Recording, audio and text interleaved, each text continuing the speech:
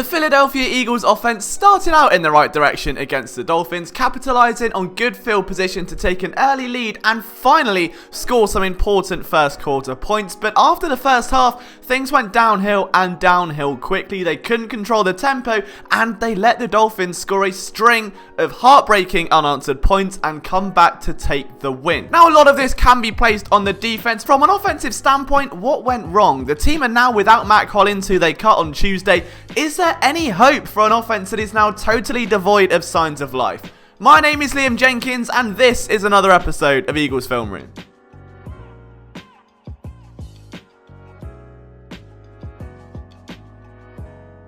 Before we get started though guys, make sure you leave a like and hit that red subscribe button if you enjoy this content so you can get notifications as to when we upload next. We want to bring you daily Eagles content and we would love for you to be a part of our community. On that note, we do have an official Discord server where you can connect with Eagles fans, talk to us and be part of some exciting projects. And as always, you can get your daily dose of Philadelphia sports coverage at phillysportsnetwork.com. Let's start with the positives from this game, and one of the most glaring is Carson Wentz. He showed some tremendous strides in comparison to the train wreck we saw last week, and this is a good example of that. It's a mesh sit wheel route, something that has become a staple of the Eagles offense, and they motion Greg Ward to the left hand side. Now he brings a defender with him, signifying man coverage, and when the play begins, the linebacker responsible for Miles Sanders presumes he's checking into pass protection, so comes off that and jumps down to help cover Greg Ward Jr., but this only opens up Sanders, who actually releases on the wheel route, and it's a wide open touchdown. Now the play design is beautiful. It helps the Dolphins folded defensively, but what I really want to draw attention to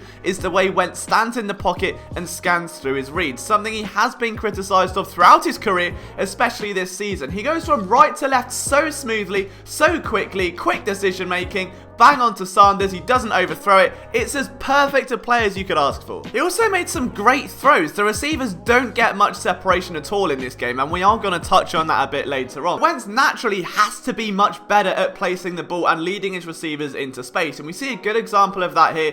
Alshon Jeffrey does have a bit of a size mismatch, and he starts attacking, gains separation through the stem of the route, and it just looks like a nice catch for Alshon. But when you watch the placement of this pass from Carson Wentz and the way he's able to deliver that strike, again, just locks onto his read, delivers it. That's a place only the receiver can get it, using his big body as an advantage. The Eagles really missed that last week, and if we're talking big bodies, we have to talk this J. Jaw touchdown. The Eagles schemed this up beautifully, with J. Jaw running a post route, and the idea being to create some separation and space underneath, something they lacked all game. But instead, Arcega-Whiteside uses his big body to bully his way through the stem. Wentz scrambles and holds that safety to the outside, thinking there is a threat he's going to run forward, and verges on the edge of an incomplete pass. Now luckily that's not the case. It was Arcega-Whiteside's first touchdown of the season, but even so, it could have been called back on a different day. And the last positive I wanted to take was here. Alshon Jeffrey makes a sign to Carson Wentz, who motions Greg Ward across the line of scrimmage, and this is what they're left with. We're going to see a switch release on the outside,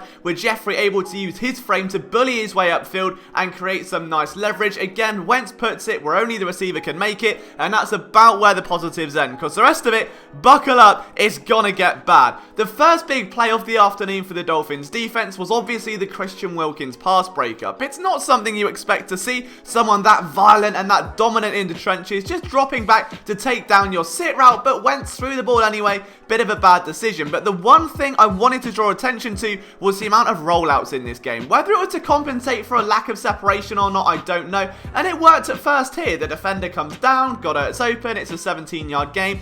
Didn't always go that way, and this example here is a pinnacle reason why. Carson Wentz is a right-handed quarterback. They're going to sprint him out to the left, which makes little to no sense at all, but it is what it is. Wentz then rushes a throw. There seems to be some blown coverage. Alshon Jeffrey has no idea what he's doing, and Nelson Agholor streaks down the field. Now, I don't think this is a missed throw on Wentz. I think there is some sort of miscommunication with Alshon and on that defense. It's not the reason that Brian Boldinger was explaining. I have no idea what was going on there. It's a total farce. Fortunately, it was a sign of things to come. There's a bizarre play here where Carson Wentz feels pressure. Here's the route concept. on what looks to be a corner and a post route with some underneath looks like a high-low read, but it just isn't that because you've got Miles Sanders outside, you've got a tight end that struggles to gain separation, we'll touch on that later.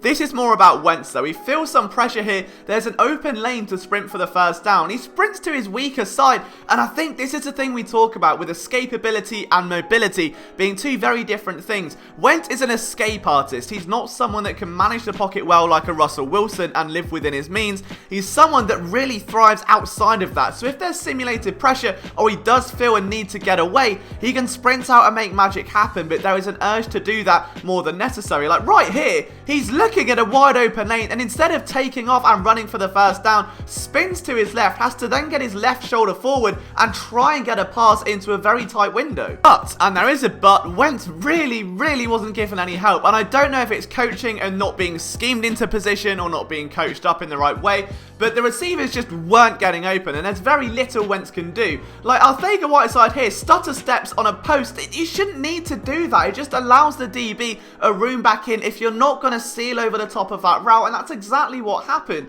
There's another example here on an RPO where Wentz drops back, and there's no... I mean, Alshon Jeffrey is out of bounds for crying out loud. There is no one open. Wentz forced to take a check down because the receivers they have on the field, including a running back, just can't get open. Miami know that these receivers aren't at their best or they're battling injuries, so they played aggressive press coverage and it worked wonders. The ball comes out here, there's only one place it's going and that's underneath, which is all Miami want to do to keep that game alive and drag themselves back into it. And I think that's why we saw some design rollouts and them trying to get the pressure off the wide receivers, but at the end of the day, Wentz has got no reason to trust them. Like down here at the bottom of your screen, Matt Collins is gonna get open on a go route and Wentz looks his way but doesn't throw it. The DB is looking inside, he doesn't have leverage, Mac has a step, the ball's not thrown, and why should it be? Because it's not like he's given Wentz any confidence that he's gonna come down with it.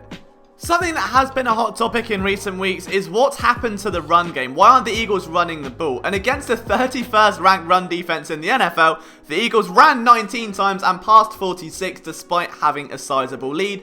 Why? I don't know. You have to ask someone else. Because in my mind, Miles Sanders has shown more than enough development to run uphill. Like here, he gets skinny, bursts through the hole, great look for the running back. And then there were other times where he did bounce outside successfully. Other times he didn't. But one right here where he's able to cut outside and get some juice. He was averaging 4.7 yards per carry against this defense. There is no logical reason really to get away from the run as much as they did. Now, a lot of it is situational. We can't say they should have ran the ball here, there, and everywhere. But at least something to set up the play action. Like right here, the defender is drawn to Carson Wentz because of the amount of rollouts they're doing, and that's what opens up Miles Sanders to get a big gain. That's how this offense should be rolling, but it just isn't. Instead, it becomes rollout after Wentz sprints out to the wrong side. It's just discombobulated, and there's no real rhyme or reason why. And then you've got the players just not executing. Like right here is going to be the Zach Ertz drop that plagues us all. This is the perfect play call for a cover one because you're just going to try and take advantage of that space over the middle, and we're gonna see that.